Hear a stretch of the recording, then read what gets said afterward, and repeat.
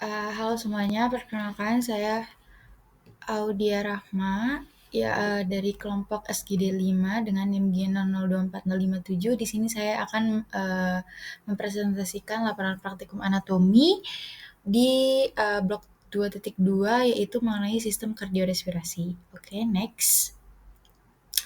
Jadi saya pertama akan membahas mengenai Tractus respiratorius superior. Jadi pada traktus respiratorius superior ini kita membagi beberapa organ. Itu pertama ada nasus atau hidung, faring, dan juga laring. Pertama saya akan membahas mengenai nasus terlebih dahulu. Dari nasus sendiri dia memiliki beberapa bangunan yang menyusunnya. Yang pertama ada osa atau tulang dan ada kartilago. Yang pertama, os yang ada di sini yaitu pertama ada os nasale, os frontale, dan os maxillaris. Dan yang selanjutnya ada kartilago yang menyusun hidung sendiri, ada kartilago lateral nasal cartilages, cartilago septal nasi, alaris nasi baik mayor dan minor, dan juga beberapa dens fibrous connective and adipose tissue atau jaringan pengikat fibros dan juga jaringan pengikat lemak. Oke, pada nasus sendiri dia sebenarnya terbagi menjadi beberapa kafum. Kafum yaitu dengan pertama aperturanya yaitu tempat keluar dan tempat pembatasnya. Kalau dari luar atau dari nasal vestibul di sini itu ada nares, apertura nasalis anterior, dan pada bagian posterior itu ada coana. Dan regionnya terbagi menjadi 3 pada vestibulum nasi atau bagian di sini, lalu di tengahnya itu ada regio respiratoria dan di atasnya ada regio olfaktoria. Nah, di gambar ini menunjukkan beberapa bangunan penting. Bangunan penting tersebut yaitu ada lengkungan-lengkungan bertingkat yang membentuk sebuah kafum. Nah, bangunan bertingkat ini ada 3. Yang pertama concha nasalis superior, concha nasalis media, dan concha nasalis inferior. Sedangkan bangunan kafum-kafum yang terbagi tadi terbagi menjadi 4 karena tadi terdapat 3 cekungan. Pertama ada recessus sphenoethmoidalis, meatus nasi superior, meatus nasi media, dan meatus nasi inferior. Nah, ketiga meatus tadi menjadi tempat di mana muara beberapa sinus paranasales. Sinus paranasales itu ada sinus maxillaris, sinus frontalis, sinus ethmoidalis yang terbagi menjadi cellula ethmoidalis anterior et posterior, dan sinus sphenoidalis.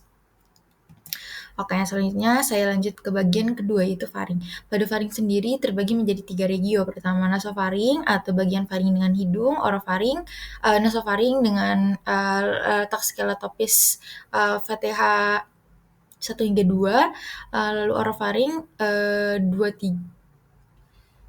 VC12, orofaring VC23, dan terakhir laryngofaring pada VC 3 sampai 5. Nah, pada nasofaring sendiri itu terdapat beberapa bangunan penting seperti coana yang merupakan apertura nasi posterior, opte atau lubang yang menghubungkan faring dengan bagian telinga yang disebut dengan tuba auditiva. Lalu ada torus tubarius, torus olfactorius, dan recessus pharyngeus. Selanjutnya pada orofaring yaitu tadi untuk nasofaring fungsinya sendiri untuk respirasi, sedangkan pada orofaring fungsi untuk pencernaan. Terdapat beberapa bangunan penting seperti isthmus paucium, arcus palatoglossus, arco palatopharyngeus, fossa tonsillaris, tonsilla palatina, dan juga yang terakhir laryngofaring. Terdapat beberapa bangunan penting. Yang pertama ada fossa piriformis yang berguna sebagai tempatnya ketika menelan benda tajam, dan aditus laringes atau tempat masuk ke laring. Oke, selanjutnya masuk ke laring. Laring sendiri sebenarnya tadi sudah disebutkan pada bagian laryngofaring. Nah, jadi terdapat bagian laring yang bergabung juga dengan faring, sehingga letak skeletopis dari laring sendiri itu dari VC3 sampai VC6. Nah, pada laring sendiri dia dia disusun oleh beberapa kartilago. Pertama, dibagi oleh beberapa kartilago. Terdapat beberapa kartilago besar yang sangat menyusun dari laring ini. Yang pertama ada kartilago thyroidea yang paling besar, kartilago cricoidea pada bagian bawah, kartilago epiglottis yang seperti daun, dan kartilago arytenoidea yang seperti piramid.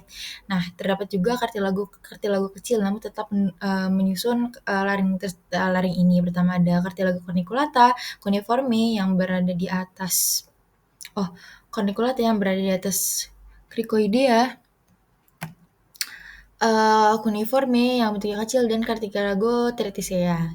Nah, pada laring sendiri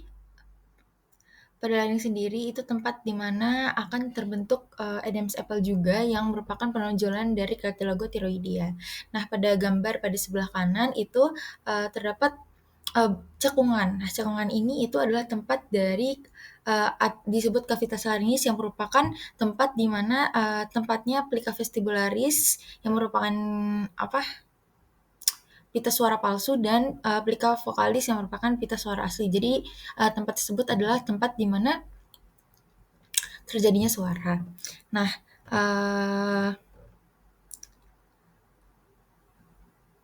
oke, lalu untuk faring sendiri itu terbagi menjadi beberapa ruangan. Yang pertama, ruangan supraglotis di atas, lalu tadi ruang transglotis, dan ruang subglotis.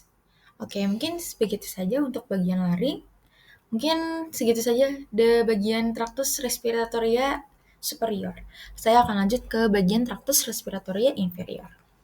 Untuk traktus respiratoria inferior sendiri, ya sebenarnya sambungan dari traktus respiratoria superior.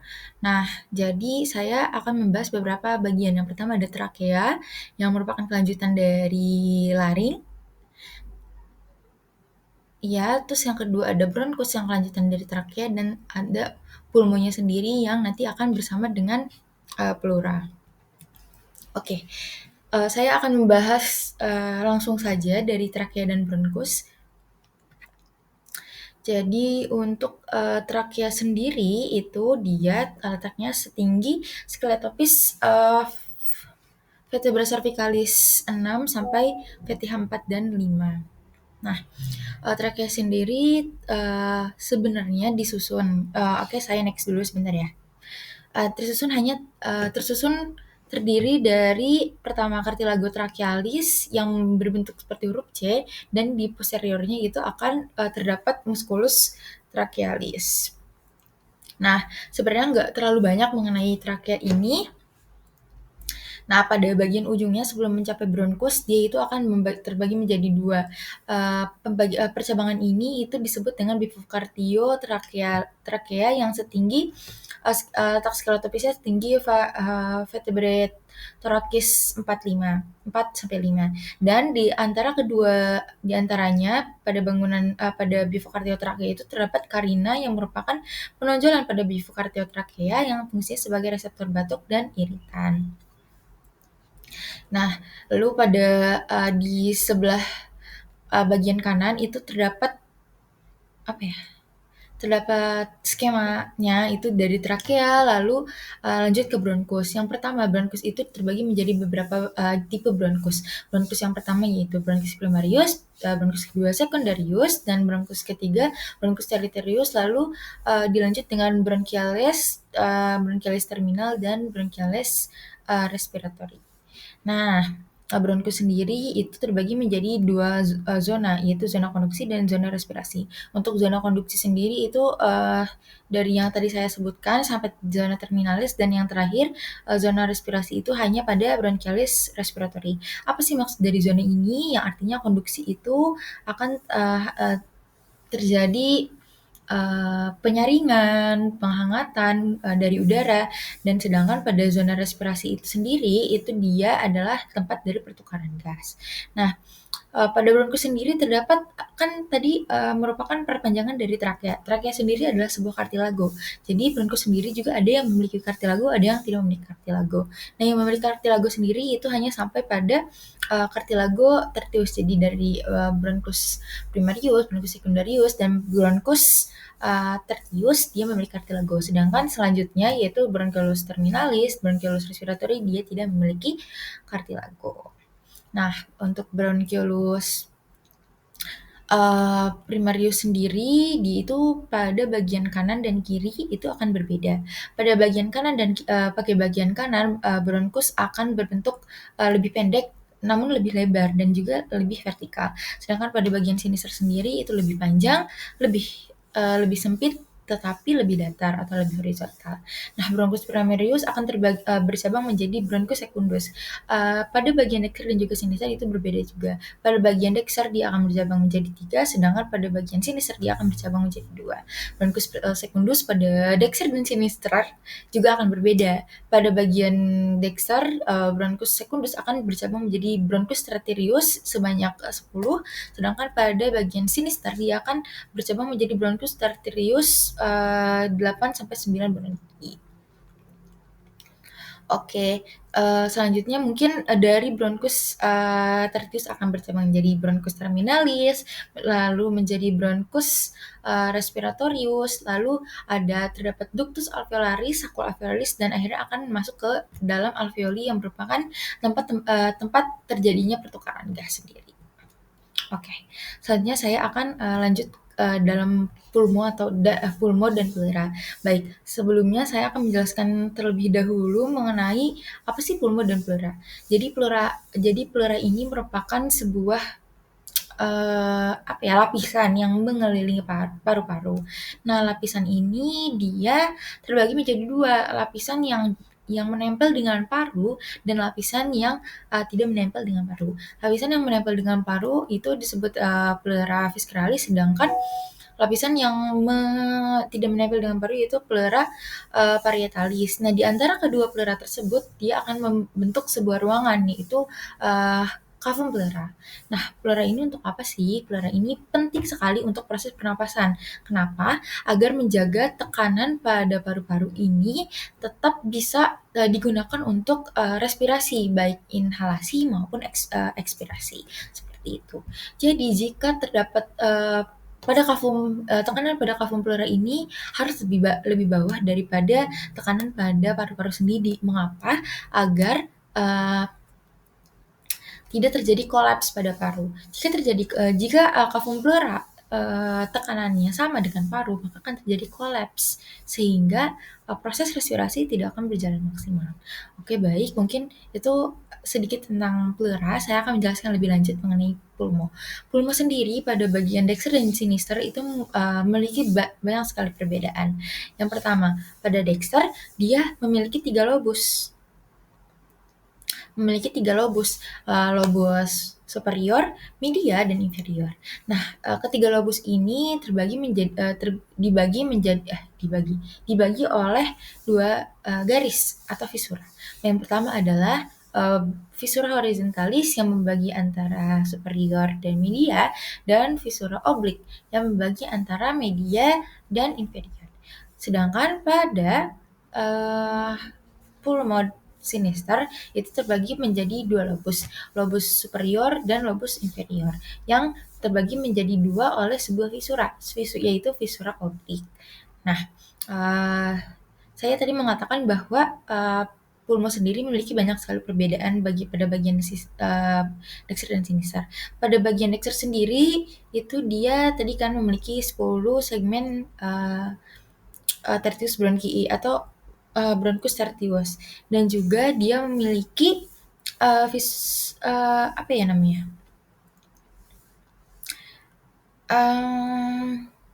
bagian bronkus yang masuk sebelum arteri pulmonalis yang disebut dengan bronkus hip arterialis, dan 2 bronkus yang masuk yaitu hip arterialis. Sedangkan pada bagian sinister itu hanya bagian hip arterialis saja. Mungkin seperti itu saja untuk bagian traktus respiratorius inferius. Saya akan lanjut ke pembahasan selanjutnya, itu cor atau jantung.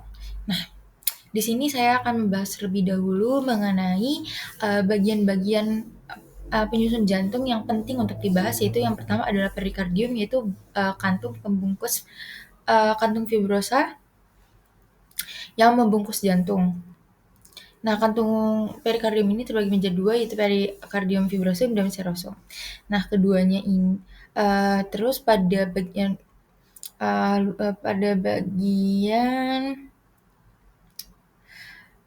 bagian serosum itu terbagi menjadi dua lagi, yaitu lamina parietalis dan lamina vesceralis. Yang keduanya di tengah-tengah akan membentuk sebuah kavum, yaitu kavum perikardi yang nanti akan menjadi tempat dari likor perikardi. Nah, terdapat juga sinus perikardi yang merupakan refleksi dan tempat di mana yang terbagi menjadi dua, yaitu sinus obliquus dan sibulus obliquus perikardi dan sinus transversus perikardi. Nah, oke. Untuk cara sendiri untuk letak anatomisnya itu dia terletak di mediastinum inferius bagian media yang dieratkan pada kavitas torakis oleh beberapa ligamen.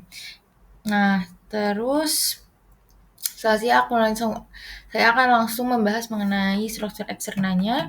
Untuk struktur eksterna pada jantung sendiri, pada fascias anterior cordis tenococeratae, dia akan terlihat terdapat atrium dexter, ventriculus dexter, terdapat arteria coronaria dextra, terus terdapat ventriculus sinister, apex terlihat, lalu ada ramus interventricularis, vena cardiaca magna, dan lain-lain. Untuk bagian posterior cordis diagrammatica akan terlihat atrium sinistrum, lalu ventriculus sinister, apex, vena cardiaca media, ventriculus dexter, dan lain-lain. Nah, mungkin saya akan langsung membahas mengenai ruang-ruang yang ada di jantung. Nah, ruang-ruang yang ada di jantung itu terbagi menjadi 4, yaitu atrium dan ventricle. Atrium terbagi dari 2, dexter dan sinister, dan ventricle terbagi 2, dexter dan sinister. Nah, apa sih perbedaan dari keempatnya ini? Nah, yang pertama saya akan membahas mengenai atrium dexter terlebih dahulu. Pada atrium dexter kita akan melihat bahwa ada crista terminalis. Crista terminalis ini adalah tempat bagian halus dan kasar sebagai tempat di mana yang membagi atrium dexter menjadi tempat halus yang kasar. Tempat halusnya disebut sinus venarum cavarum, sedangkan bagian kasarnya itu musculus pectinati yang akan menjadi auricula dextra. Nah, crista terminalis ini pada bagian luar akan menjadi sulcus terminalis. Nah, lalu akan terlihat juga fossa ovalis yang merupakan obliterasi dari foramen ovale yang terdapat di septum interatriale. Nah, terus terdapat ostium vena cava superior. Atrium dexter juga menjadi tempat bermuaranya vena cava superior, vena cava inferior, sinus coronarius, dan juga vena cordis minime. Oke, selanjutnya pada ventriculus dexter itu sebenarnya untuk pada ventriculus itu terdiri menjadi ruangan angkasa terus dari tubercula carni.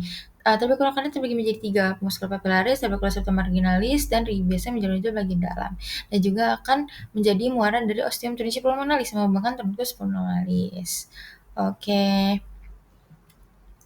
Lalu pada bagian atrium sinister itu ya kurang lebih sama seperti atrium dexter, namun saya akan membahas mengenai muara yang dimuari oleh 2 buah vena pulmonalis dextra, 1 buah vena pulmonalis sinistra superior, dan 1 buah vena pulmonalis sinistra inferior. Dan juga tadi terdapat valvula foraminis ovalis yang merupakan tadi obliterasi dari fossa, yaitu ada sambungannya lah di atrium sinister ini. Yang terakhir saya akan membahas mengenai ventriculus sinister yang kurang lebih sama, terdiri dari tubercula carni yang terdiri dari 3, musculus papillaris, tubercula septum marginalis dari biasa, dan yang paling penting adalah dia menjadi ostium dari sebuah aorta dan miokarda juga lebih tebal dan menjadi tempat membentuk apex corporis. Nah, tapi saya kurang membahas tadi, sebenarnya pada jantung ini dia memiliki 4 katup. Katup ini dia terbagi menjadi 2 jenis. Yang pertama itu jenis semilunaris dan jenis semilunaris, dan yang satu lagi itu jenis untuk katup ke bagian fasa darah. Nah, untuk semilunaris sendiri yang artinya itu setengah bulan itu dia terbagi menjadi 2, yaitu bikuspid atau mitral, katup bikuspid atau mitral, dan katup trikuspid. Nah, sedangkan pada bagian fasa darah itu jadi katup aorta dan katup pulmonalis. Nah, pada jantung sendiri dia juga terbentuk atau tersusun oleh rangka. Rangkanya itu bukan kayak tulang yang kayak keras gitu, enggak, bukan. Tapi dia itu dibentuk oleh skeleton cordis.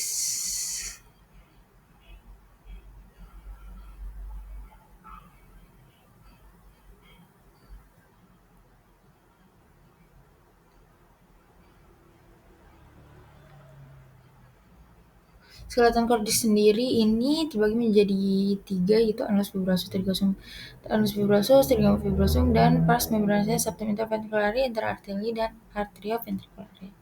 Oke, sekian. Thank you.